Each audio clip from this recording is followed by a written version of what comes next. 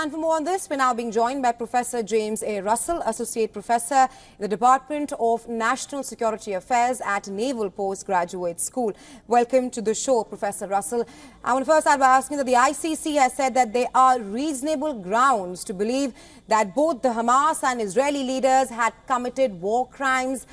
The pertinent question right now being, what would be the consequences if these arrest warrants are issued? Well, I think it's important to note that the International Criminal Court, these are pretty serious people. I mean, this is not like in the United States where we have the Fox News network, where people get on TV and shout at each other and they can say whatever they want. The International Criminal Court these are serious international legal scholars and experts. And I think as you've identified in your report, it's clear that something like this, the sort of seeking of arrest warrants, is going to further isolate Israel internationally around the world. But I should also hasten to add that I also think that it simply reinforces the existing right-wing Zionist narrative inside Israel that they're surrounded, by godless savages on all sides who are also anti-Semitic, and everybody's out to get them, which only then, of course, reinforces the sense in Israel that the rules don't apply to them, and they can get away with doing whatever they want. And I think the International Criminal Court is to be applauded for seeking accountability, not just for the Israelis, but for Hamas too. I mean, this is what international institutions are supposed to do. And I'm fully in support of what the International Criminal Court is doing. And I think it's a positive step in the right direction to introduce some sense of accountability into this awful circumstance for both parties, for Hamas and for Israel. And what it will mean, of course, is that if the warrants are issued finally, these people can be seized if they travel anywhere. So and then prosecuted. Right, Professor Russell, you speak of how this will only isolate Israel on the global arena more.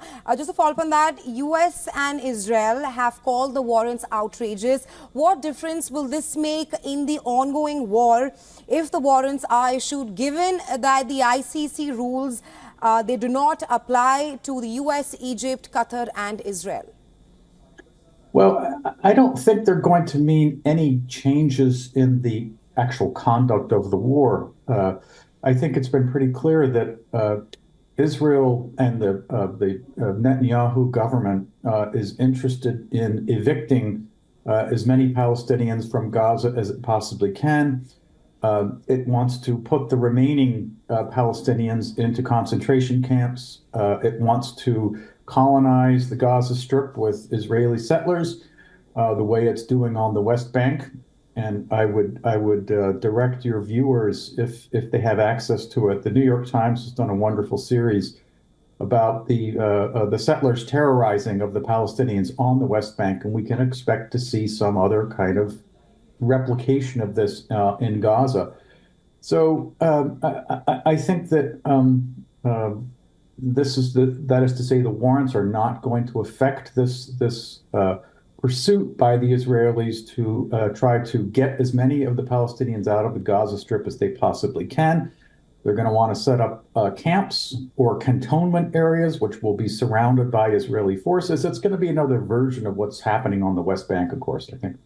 Professor Russell, just want to seek your assessment on another aspect, that Netanyahu received full support from his war cabinet as news of the ICC warrant made headlines, which is in rather stark contrast to earlier statements made by Benny Gantz and Yoav Gallant, where we saw fissures between the leaders on a post-war plan for Gaza. I want to ask you that, is the ICC pressure in some way helping Netanyahu get support that he lost back home? Well, I think, as in all of these kinds of circumstances in the domestic politics of these states, they're very complicated, of course. And just because in Israel, for example, you have this sense of unity behind Netanyahu as he's prosecuting the war doesn't mean there aren't profound disagreements, of course, in the coalition government which Israel has put together for the war. But I don't think, while there have been differences, I don't think there's any basic disagreement on the Israeli in the Israeli political spectrum, for example, about the desirability of having some kind of Palestinian state and reaching some kind of political agreement with the Palestinians for peaceful coexistence. I don't think either party in Israel, any part of the Israeli political spectrum, is in favor of that anymore. And the question is, I think, is just the disagreement is, I think, in a matter of degrees. The sort of right-wing settler Likud side of Israeli politics wants to simply continue with the policy of coercive colonization that it has been undertaken for the last 25 years, for example, on the West Bank, and shrinking the Palestinian areas and terrorizing the Palestinian population there.